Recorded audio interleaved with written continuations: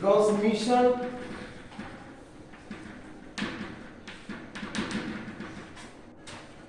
of nerve impulse through axon. बच्चों, so many dendrites and one lump axon. यह जो axon है, this axon transmit nerve impulse from one neuron to another neuron, and here are several dendrites. So this is dendrite and this is cyton, nassus granule. Here axon के ऊपर क्या है बच्चों? myelin sheath. myelin sheath और यहां पे क्या है? Synaptic node. तो cyton, nassus granule,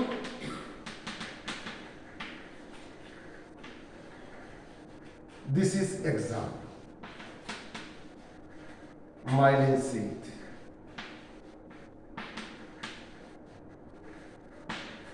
This node is, यहाँ गैप है ना, the myelin sheath is interrupted at certain places. This point is called as Ranvier node. और इसके बाद ये क्या है? Synaptic node. This is synaptic node. अब डेंड्राइट, साइटॉन, इसको क्या लिखेंगे? न्यूक्लियस, निसस ग्रेन्यूल, एक्सॉन, और एक्सॉन के ऊपर कवरिंग माइलिन शीथ, और बीच में गैप रेनवियर नोड, और यहां पे सीमान सेल्स. और this is synaptic node. We are going to study about the transmission of nerve impulse through axon. मैंने पहले भी बताया कि message impulse transmitted from dendrite to cyton and cyton through axon to another neuron. बच्चों, हमारी body में अगर यह न्यूरॉन ऐसे पड़ा हुआ है तो इसके बाहर टिश्यू फ्लूइड है. क्या है? Tissue fluid. और एक्सॉन के अंदर जो लिक्विड है उसको एक्सोप्लाज्म कहेंगे. Inside the axon liquid is present, that is called as what? Axoplasm. और इसके बाहर जो फ्लूइड है उसको क्या कहेंगे? Tissue fluid. यहां पे क्या है? Tissue fluid. यहां टिश्यू फ्लूइड है. इसके अंदर कि inside the axoplasm, in axoplasm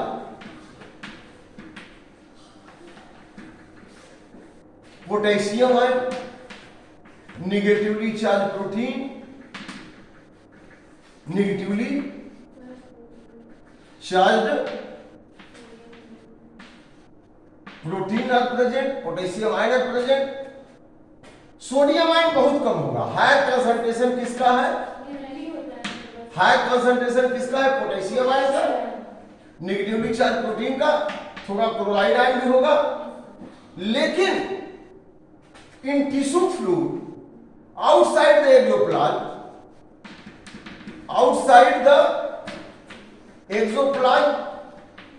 क्या होगा? माने यहां आउटसाइड द एक्सोप्लाज्म यह है.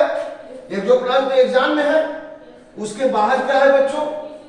उसके बाहर हाँ टिश्यू फ्लूइड तो है, लेकिन higher concentration of sodium ion, chloride ion, but less potassium ion. Sodium ion यहां ज्यादा है, 10 गुना ज्यादा है अंदर की अपेक्षा. लेकिन अंदर में पोटेशियम आयन ज्यादा है, 25 गुना लगभग ज्यादा है बाहर की अपेक्षा. इसके अंदर एक्सोप्लाज्म में पोटेशियम आयन बाहर की अपेक्षा 25 गुना ज्यादा है. मतलब वहां बहुत ज्यादा है. लेकिन बाहर में सोडियम आयन अंदर की अपेक्षा ज्यादा है, लगभग 10 गुना ज्यादा है। अब समझ आ गया? अंदर में नेगेटिवली चार्ज प्रोटीन भी है, क्लोराइड तो बाहर भी है अंदर भी है, तो नेगेटिवली चार्ज अंदर भी बाहर भी, पॉजिटिवली चार्ज अंदर भी बाहर भी। इन फर्क क्या है कि inside potassium ion in higher concentration in the axoplasm, outside less, but outside sodium ion in higher concentration but inside less. अच्छा, this membrane is permeable for potassium ion. ये सेलेक्टिव परमिएबल मेम्ब्रेन है। जो newly lemma की membrane है वो कैसी है बच्चों? सेलेक्टिव परमिएबल है। ये किसको परमिट करेगी? पोटेशियम आयन को तो अंदर से बाहर जाने देगी, लेकिन सोडियम को नॉर्मल कंडीशन में जाने नहीं देगी। नेगेटिवली चार्ज प्रोटीन को भी बाहर आने नहीं देगी। इसके अंदर में नेगेटिवली चार्ज प्रोटीन है। अब इसका हम यहां से यहां तक लेके डायग्राम बना देते हैं। यहां हम अज्ञान का डायग्राम बनाते हैं, तब आपको ये बिल्कुल और क्लियर हो जाएगा। हम इसका एक यहां से यहां तक का पीस ले लेते हैं। जैसे ये हमने ले लिया एग्जाम, क्या ले लिया? एग्जाम। अब एग्जाम हमने ले लिया। एग्जाम के अंदर एक जो प्लाज्मा है, इसके अंदर नेगेटिवली चार्ज प्रोटीन है, इसके अंदर पोटेशियम आयन भी है, पोटेशियम आयन भी है बहुत ज्यादा, और बाहर में क्या ज्यादा है? Sodium ion. सोडियम आयन, बाहर में क्लोराइड आयन भी है, सोडियम आयन भी है, अंदर में पोटेशियम आयन है, नेगेटिवली चार्ज प्रोटीन भी है, नेगेटिवली चार्ज प्रोटीन भी है, लेकिन पोटेशियम अंदर में बहुत ज्यादा है। और यह जो मेम्ब्रेन है, जो न्यूली लेमा है, it is permeable for potassium ion in normal condition. Normal condition में किसके लिए परमिएबल है बेटा? पोटेशियम आयन के लिए। तो अब नॉर्मल कंडीशन में जब पोटेशियम आयन के लिए परमिएबल है, तो पोटेशियम आयन कहां जाएगा? जैसे घर का दरवाजा खुला, छोटा बच्चा है, अब वो कहां भाग के जाएगा? बाहर भाग के जाएगा। जब तक दरवाजा बंद है अंदर ही रहेगा, रोएगा, ऐसे खेले। जैसे दरवाजा खुला भाग जाएगा बाहर। वैसे ही पोटेशियम आयन अंदर में है और ज्यादा, और उसके लिए मेम्ब्रेन परमिएबल। तो परमिएबल है तो कहां जाएगा? जहां कम है वहां जाएगा, हाई कंसंट्रेशन टू लोअर। तो अब पोटेशियम आयन बाहर आ गया। जब पोटेशियम आयन बाहर आ गया तो नेगेटिवली चार्ज प्रोटीन यहां पे आ जाएगा। सब सतह पे कौन आ जाएगा? नेगेटिवली चार्ज प्रोटीन आ जाएगा। इसके चारों तरफ से पोटेशियम बाहर भाग रहा है, क्योंकि potassium is present in higher concentration inside in comparison of outside. तो potassium this membrane is permeable for potassium ion, then potassium ion moves outside. तो पोटेशियम भी बाहर चला गया और बाहर सोडियम भी है, तो आउटसाइड कौन सा चार्ज ज्यादा हो गया? पॉजिटिव चार्ज ज्यादा हो गया। तो बाहर पॉजिटिव चार्ज हो गया और अंदर नेगेटिव चार्ज हो गया। तो इस कंडीशन को क्या कहेंगे? पोलराइजेशन। इसको क्या कहेंगे? पोलराइजेशन। ये पोलराइजेशन हो गया। किसका पोलराइजेशन हो गया? न्यूली लेमा का, मेम्ब्रेन का। मेम्ब्रेन के अंदर नेगेटिव चार्ज, मेम्ब्रेन के बाहर पॉजिटिव चार्ज। जैसे यह आपका न्यूली लेमा है, ये न्यूली लेमा है, इसके अंदर में एक जो प्लाज्मा है, इसके अंदर पोटेशियम आयन ज्यादा है और बाहर में पोटेशियम आयन कम है। ये मेम्ब्रेन पोटेशियम आयन के लिए परमिएबल है, पोटेशियम आयन भाग गया, बाहर भाग गया, डिफ्यूज हो गया। तो अंदर में नेगेटिवली चार्ज प्रोटीन भी है, क्लोराइड भी है, तो अंदर नेगेटिव चार्ज हो गया और बाहर क्या हो गया? पॉजिटिव चार्ज हो गया। It is clear. तो ये न्यूली लेमा में पोटेशियम आयन बाहर निकल गया बच्चों, नेगेटिवली चार्ज प्रोटीन के लिए परमिएबल है नहीं, तो बाहर निकले। तो यहां नेगेटिवली चार्ज प्रोटीन सतह पे आ गया और बाहर पोटेशियम चला गया, बाहर सोडियम भी है, इसलिए outside positive charge, inside negative charge. This condition of neurilemma is called as polarisation. अब हमारी एग्जाम पोलराइजेशन की अवस्था में हो गई, लेकिन इस अवस्था में कोई मैसेज पास नहीं होगा, इसीलिए this stage is called as resting potential. इसको क्या कहते हैं? Resting potential. Why it is called as resting potential? Because in this stage it is not going to pass any stimuli. Any nerve impulse is not going to pass in this condition. इसलिए इस condition को क्या कहेंगे? Resting potential. ठीक है। अब अगले step में क्या हो रहा है कि यहां पर Suppose this neurolemma membrane get stimulated, जैसे यहां पर कोई पिन आके लग गया, कोई मॉस्किटो बैठ गया, तो जैसे बैठा तो रिसेप्टर सेल इसको डिटेक्ट करेगा स्टिमुलाई को। जब रिसेप्टर स्टिमुलाई को डिटेक्ट करेगा तो अब न्यूक्लियोमा पूरा एक्साइटेड हो गई कि नहीं हो गई? एक्साइटेड हो गई। और जैसे एक्साइटेड हो गई तो यहां पे जो मेम्ब्रेन में सोडियम चैनल है वो भी खुल जाएंगे।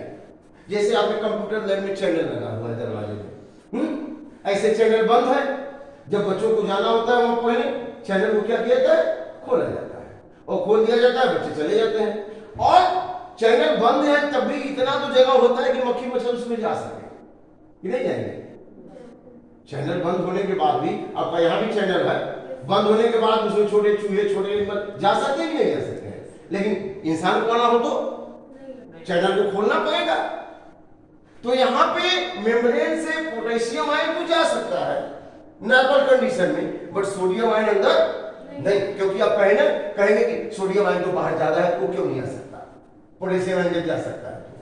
तो potassium ion can pass because this membrane is permeable for the potassium ion in normal condition, but sodium ion can not come inside. तो पोटेशियम बाहर चला गया, बाहर सोडियम भी है, पोटेशियम भी है, अंदर negatively charge protein, that's why यहां पे क्या हो गया?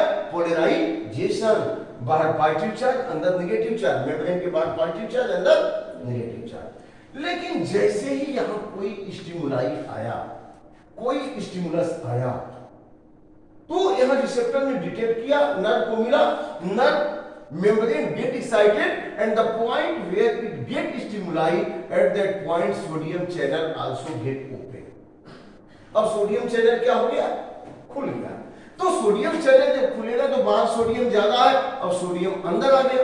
तो जब अंदर सोडियम आ गया तो अंदर पॉजिटिव चार्ज हो गया कि नहीं? केवल कहां हुआ? उस पॉइंट पे जहां पे स्टिमुलाई आया है, तो अंदर पॉजिटिव चार्ज हो गया।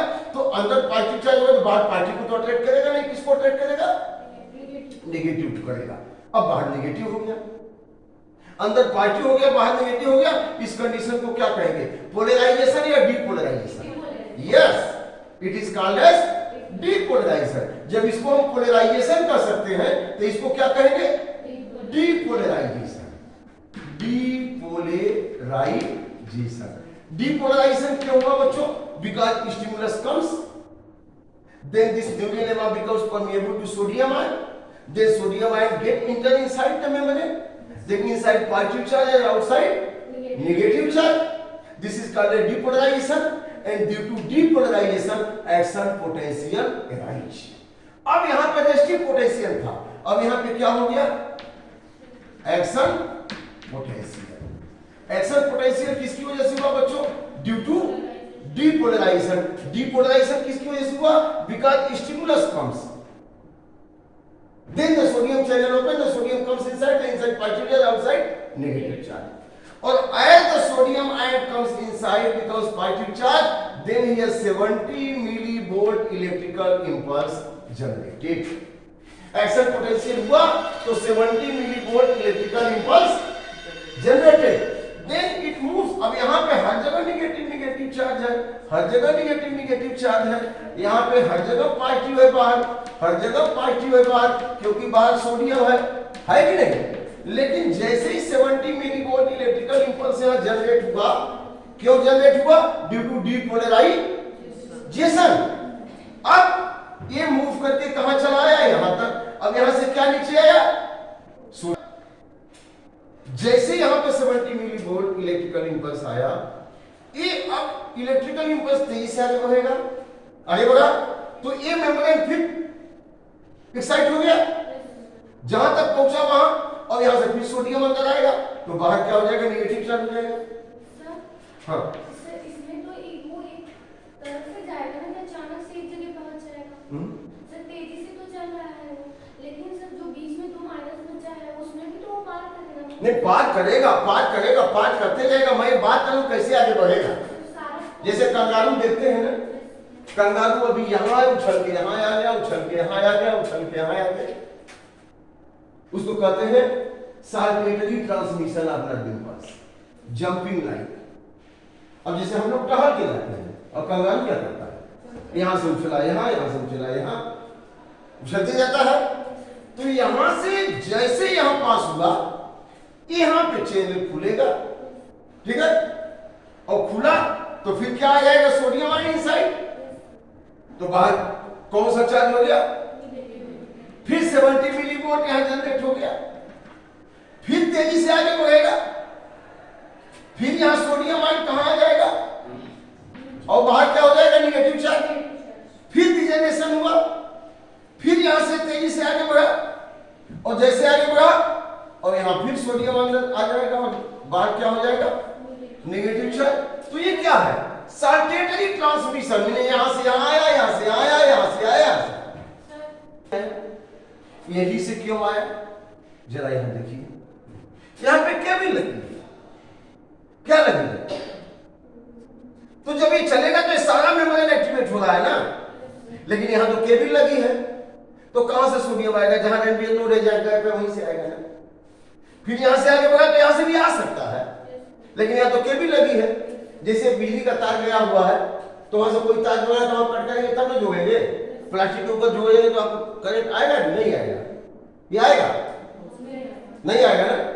तो ये जनरेशन आपको लग रहा है कि यहाँ पे नहीं हो रहा है, यहाँ भी हो रहा है, मतलब जहाँ बीच में गैप है उतने में माइलिन शीट है, नहीं माइलिन शीट है ना, तो यहाँ से कैसे सोडियम आएगा, जहां गैप है वहीं सोडियम आएगा ना।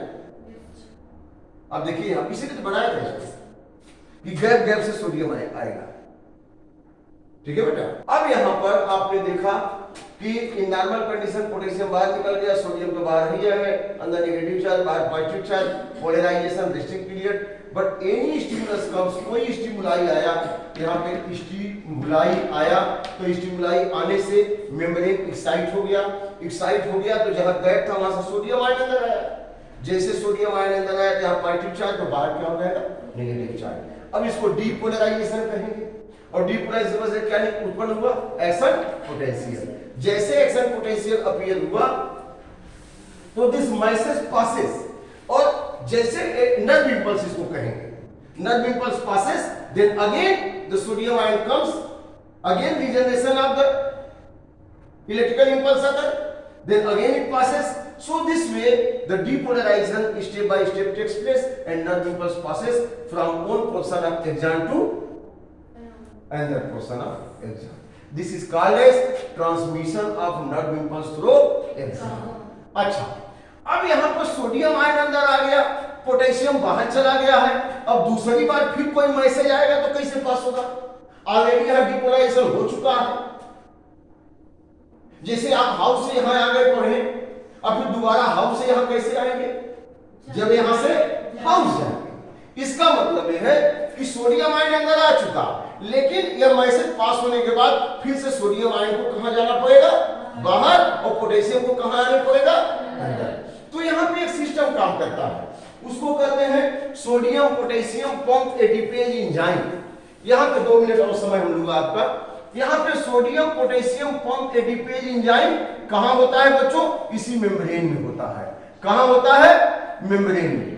यह sodium potassium pump enzyme 3 sodium को 2 पोटेशियम को बाहर से पकड़ेगा, क्योंकि पोटेशियम कहां गया हुआ है, पोटेशियम कहां गया हुआ है, बाहर गया हुआ है, तो 2 पोटेशियम को किससे पकड़ लेगा, बाहर से, और पोटेशियम को बाहर पकड़ करके ये 2 पोटेशियम को अंदर करेगा, और जैसे अंदर की तरफ इसका फेस होगा तो कितने सोडियम को अंदर से पकड़ेगा, 3 सोडियम को अंदर से पकड़ेगा, 3 सोडियम को अंदर से पकड़ा, और 3 सोडियम को अंदर से पकड़ करके यह किधर करेगा, बाहर कर देगा, 3 सोडियम को अंदर से पकड़ करके बाहर कर देगा, 3 सोडियम को अंदर से पकड़ करके बाहर कर देगा। तो 3 सोडियम कहां चला है बच्चों, बाहर, फिर बाहर की तरफ जब फेस हुआ तो 2 पोटेशियम को क्या करेगा, पकड़ लेगा, अब फिर अंदर की तरफ जब फेस होगा इसका तो कितने सोडियम को पकड़ेगा, 3 सोडियम को पकड़ेगा, हाँ 2 पोटेशियम ले जाएगा, 3 सोडियम ले जाएगा। तो यहां पे 2 सोडियम को 2 पोटेशियम को अंदर करने के लिए और 3 सोडियम को बाहर करने के लिए इसको 1 एटीपी एनर्जी खर्च करनी पड़ती है। इसीलिए जितना आप दिमाग का काम लेंगे उतनी ज्यादा एनर्जी हमको खर्च, मैसेज ज्यादा भेज रहे हैं तो फिर से उसको नॉर्मल कंडीशन में लाने की उतनी एनर्जी खर्च होगी कि नहीं होगी। तो यहाँ पे 2 पोटेशियम आयन को अंदर करने के लिए 3 सोडियम को बाहर करने के लिए कितनी एनर्जी खर्च होती है? 1 ATP get converting to 1 ADP plus P। अब फिर इसके बाद यहाँ भी 2 पोटेशियम अंदर गया तो कितना सोडियम अंदर से बाहर आएगा बच्चों? 3, ये बाहर आया। अब यहाँ पे 3 सोडियम आयन बाहर आ गया। देखा आपने 3 सोडियम क्यों बाहर करना है? क्योंकि सोडियम को बाहर निकालना है और पोटेशियम को अंदर करना है। तो इसको कहते हैं सोडियम पोटेशियम पंप। यह एक्टिव ट्रांसपोर्ट है। एक्टिव ट्रांसपोर्ट का मतलब the transport of molecule which require expenditure of energy because it occurs against concentration gradient. Against concentration का ग्रेडिएंट का मतलब बाहर सोडियम ज्यादा है फिर भी अंदर से सोडियम को बाहर करना है। जैसे आपको यहां से पानी ले जाना हो छत पर तक ताकत लगानी पड़ेगी और छत पर से पानी नीचे गिराना हो तो आराम से आएगा, ढुका तो जाएंगे आ जाए, लेकिन यहां से ले जाना हो तो ताकत लगानी होगी। तो बाहर सोडियम ज्यादा है लेकिन अंदर से बाहर करना है तो अगेंस्ट कंसंट्रेशन ज्यादा है। और बाहर पोटेशियम कम है अंदर ज्यादा है तो बाहर से अंदर लाना है पोटेशियम, वहां भी अगेंस्ट कंसंट्रेशन तो एनर्जी खर्च होती है। ठीक है ना? तो लिख लेंगे यहां पे, सुन लेंगे पहले कि देन सोडियम पोटेशियम पंप, हाँ सोडियम पोटेशियम पंप ATPase